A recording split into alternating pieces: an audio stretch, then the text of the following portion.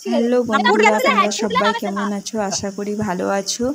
আজকের একটি নতুন রেসিপি নিয়ে চলে এসেছি।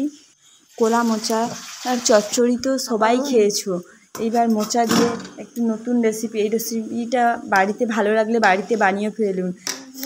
মোচার ওপরের অংশগুলো আমি ছাড়িয়ে নিয়েছি, এবার ভেতরের অংশটা দিয়েই বানাবো। ভেতরের অংশটা ভালো করে সেদ্ধ করে লবণ দিয়ে সেদ্ধ করে নিয়েছি। তারপরে আলু ভেজে নিচ্ছি।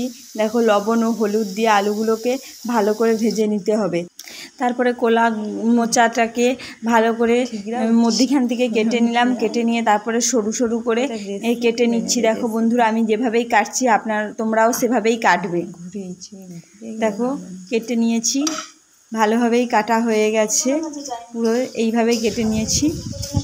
তারপরে আলুগুলো দেখো লাল লাল হয়ে ভাজা হয়ে গেছে, আলুগুলোকে তুলে নিয়ে রাখছি। দেখো বন্ধুরা, এরপর আমি বেসন নিয়ে নিয়েছি।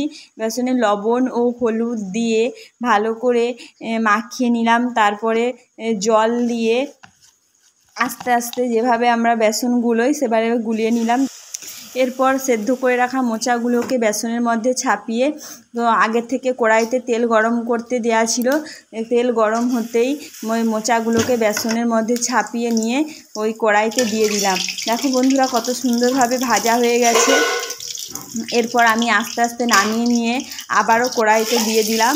তারপরে সবগুলো ভাজা হয়ে যেতেই নামিয়ে নিলাম কড়া থেকে। দেখো বন্ধুরা, সুন্দরভাবে ভাজা হয়ে গেছে। আবারও কড়াইতে তেল দিয়ে দিলাম, দিয়ে গোটা লঙ্কা, ফোড়ন, তেজপাতা দিয়ে ভালো করে নাড়াচাড়া করতে থাকলাম। এবং তারপরে আদা বাটা দিয়ে ভালো করে নাড়াচাড়া করে মশলাটাকে কষিয়ে নিচ্ছি। দেখো বন্ধুরা, এই হলুদটা দিয়ে দিলাম অল্প করে, কারণ আদাটা যাতে না ঠিক হয়। তারপরে টমেটো কুচি, লবণ দিয়ে ভালো করে নাড়াচাড়া করলাম। দেখো বন্ধুরা, আমি এটা নিরামিষ রান্না করছি, তোমরা চাইলে এটা আমিষও করতে পারো। তারপরে হলুদ গুঁড়ো, লঙ্কার গুঁড়ো দিয়ে ভালো করে নাড়াচাড়া করে নিলাম। মশলাটা দেখো বন্ধুরা, কত সুন্দর দেখতে লাগছে, খুব সুন্দর কালার এসেছে। এরপরে ভেজে রাখা আলুগুলোকে দিয়ে দিলাম, ভালো করে দিয়ে ভালো করে কষিয়ে নিতে থাকলাম। দেখো বন্ধুরা, কেমনভাবে কষিয়ে নিচ্ছি।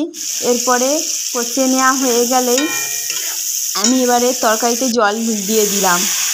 দেখো, পরিমাণ মতো জল দিয়ে ফুটে গেলেই তরকারিটা এতে এক এক করে ভেজে রাখা মোচাগুলোকে দিয়ে দিলাম। তারপরে পোস্ত বাটা ওপর থেকে দিয়ে দিলাম। দেখো বন্ধুরা, তরকারি কালারটা খুব সুন্দর লাগছে। পরের ভিডিও পাওয়ার জন্য প্লিজ লাইক, কমেন্ট ও সাবস্ক্রাইব করতে ভুলো না কিন্তু।